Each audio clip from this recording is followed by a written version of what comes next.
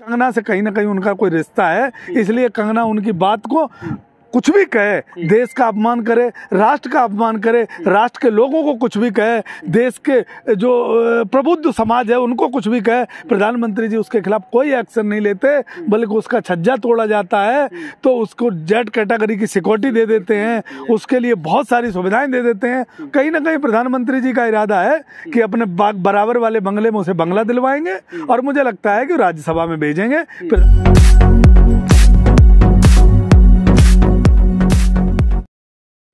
नमस्कार दोस्तों, मेरा नाम है सुशील कुमार और हम गाजीपुर बॉर्डर पर इस वक्त मौजूद हैं। हमारे साथ में किशनपाल यादव जी हैं जो किसान आंदोलन में शुरुआत के दिनों से ही हमने इन्हें देखा है, लगातार जो है किसानों के मुद्दे पर बेबाकी से, मुखरता से बोलते रहे हैं।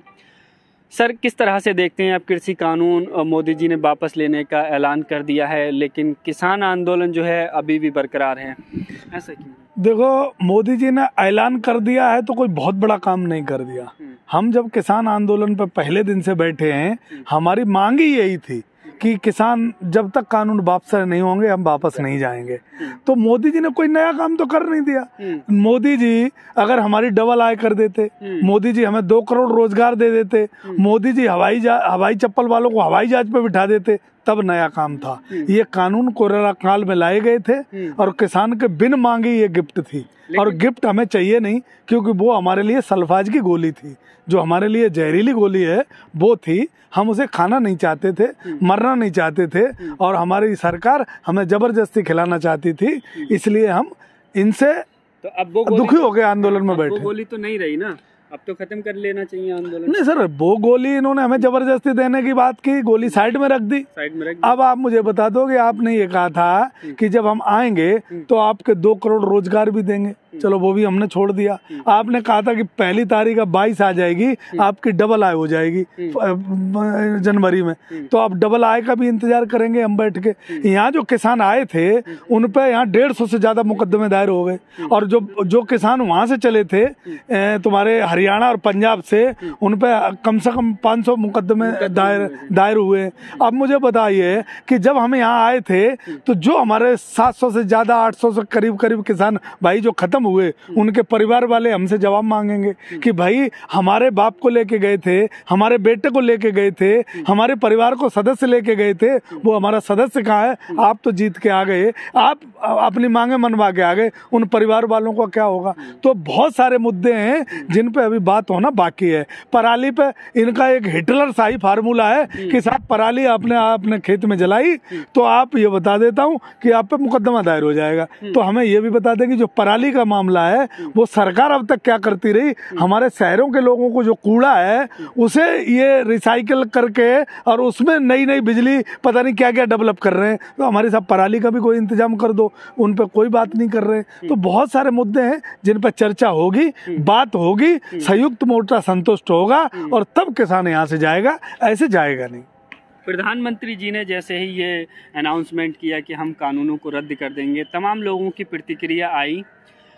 इनमें एक कंगना रनौत अभिनेत्री, जो पिछले भी लंबे समय से हमने देखा है कि किसानों के बारे में तमाम तरह की बातें कहती रही हैं, वो बड़ी नाराज हो गई कि प्रधानमंत्री जी को ऐसा नहीं करना चाहिए था, उन्होंने कृषि कानून वापस क्यों ले लिए।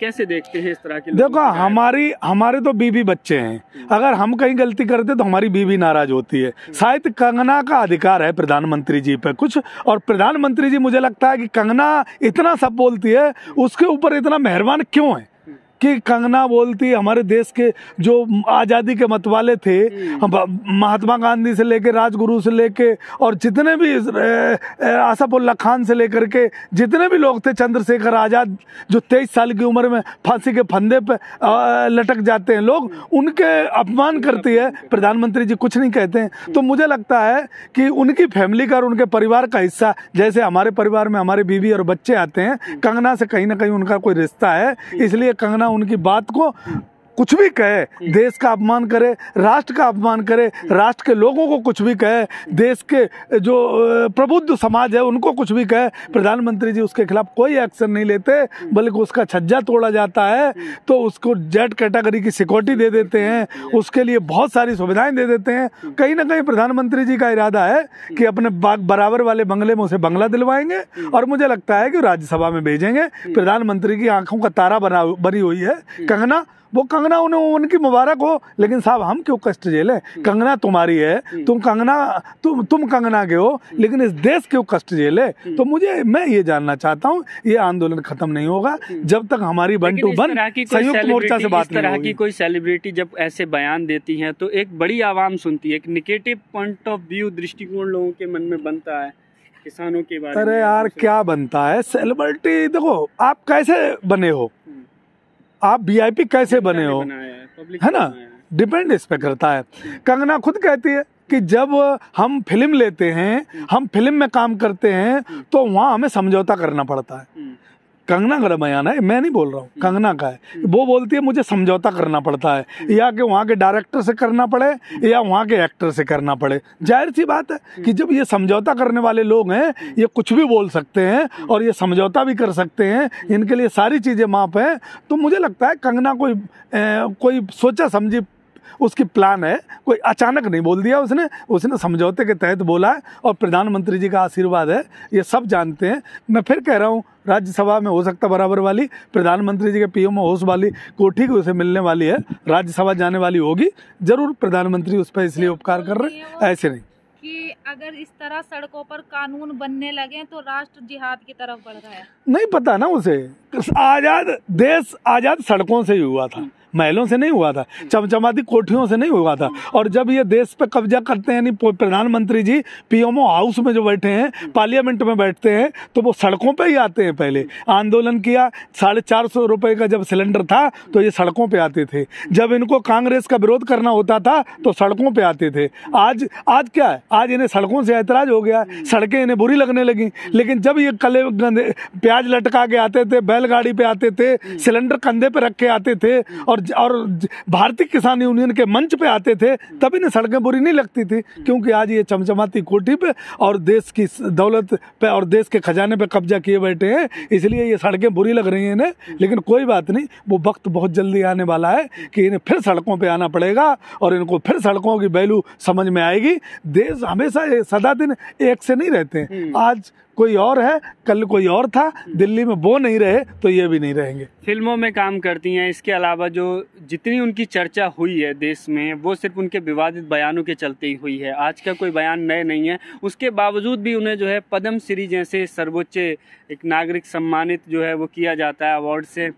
समझ में नहीं आता। समझौता आपसे कंगना का समझौता हो जाए तो आप भी कुछ भी कर सकते हो, क्योंकि वो एक्ट्रेस है और वो अपने आप को कहती है कि हम कुछ भी कर सकते हैं। अब वो कई बार अपने बयानों में भी ऐसी बात करती है कि मैं वहाँ बैठी हूँ, कि मैं अफेयर भी कर सकती हूँ, मैं किसी के साथ कुछ भी कर सकती हूँ। तो कुछ भी कर सकती, जो कुछ भी करेगा उसे अवार्ड क्यों नहीं मिलेगा भाई?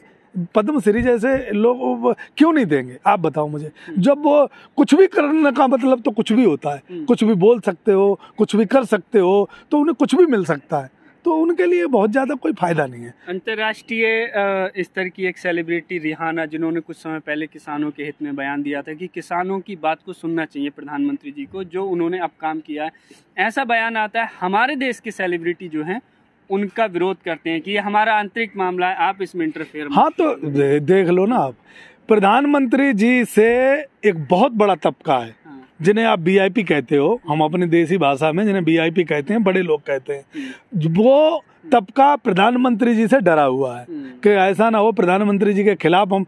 भाई इंटरव्यू लेते हो आप, केला कैसे खाते हो आप, आम कैसे खाते हो, ये छिलका कैसे खाते हो आप, ये इंटरव्यू लेते हैं। वो तबका डरा हुआ है प्रधानमंत्री से, क्योंकि प्रधानमंत्री जी का पता है कि जब हजारों टन एक वो आती है हीरोइन, क्या वो नशे वाला जो आता है बंदरगाह पे उतरता है, उसे छुपाने के लिए, और जो शाहरुख खान का बेटा, क्या नाम है उसका, शाहरुख खान का बेटे का, आर्यन, उसे जेल में बंद कर दिया जाता है। तो ये सब ये इसलिए करते हैं कि दूसरी चीज़ों पर पर्दा डालने के लिए दूसरी चीज़ें खड़ी कर देते हैं। इसलिए जितने ये प्रधानमंत्री के सपोर्टर हैं सब डरते हैं, इसलिए प्रधानमंत्री का सपोर्ट कर रहे हैं। और प्रधानमंत्री जी की ईडी बहुत काम की है। प्रधानमंत्री की ईडी कंगना के पास नहीं जाएगी, क्योंकि कंगना 440 का वोल्टेज का करंट मारती है प्रधानमंत्री जी के आशीर्वाद से।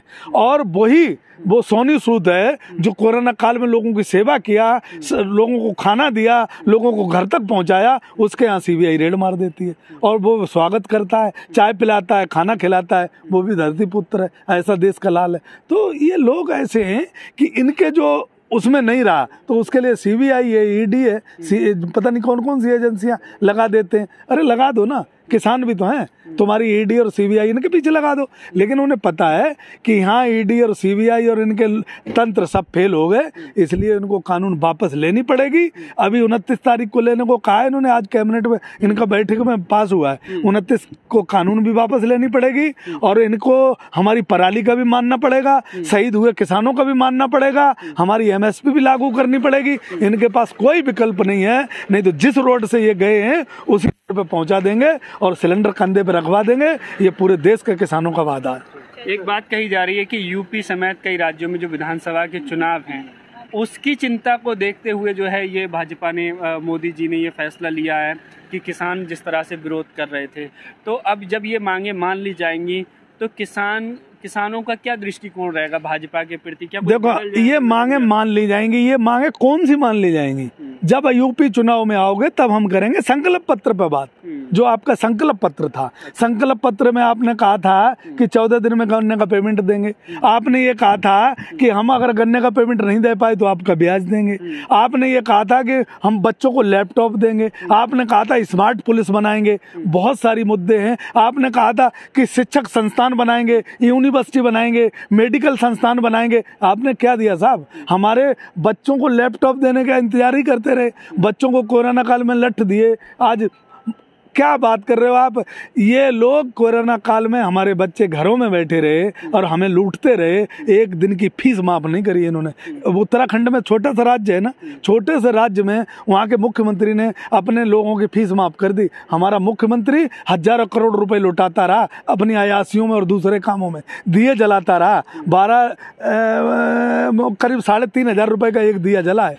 फीस हमारी बच्चों की नहीं दे सका, लैपटॉप नहीं दे सका, गाय माता को खाना नहीं दे सका, भूखे लोगों को रोटी नहीं दे सका। ये मुख्यमंत्री उत्तर प्रदेश की जनता के सामने किस मुंह को लेके जाएगा, ये जनता भली भांति जानती है और इन्हें जवाब भी देगी। तो भाजपा को वोट जो है किसान नहीं देगा। भाजपा का नाम क्यों ले रहे हो? भाजपा सरकार जो इन्होंने बनाई थी वो धोखे से बनाई थी। संकल्प पत्र पे इन्हें जवाब देना पड़ेगा, तब उत्तर प्रदेश की जनता इन्हें गाँव में घुसने देगी, वरना इन्हें गाँव में नहीं घुसने देगी।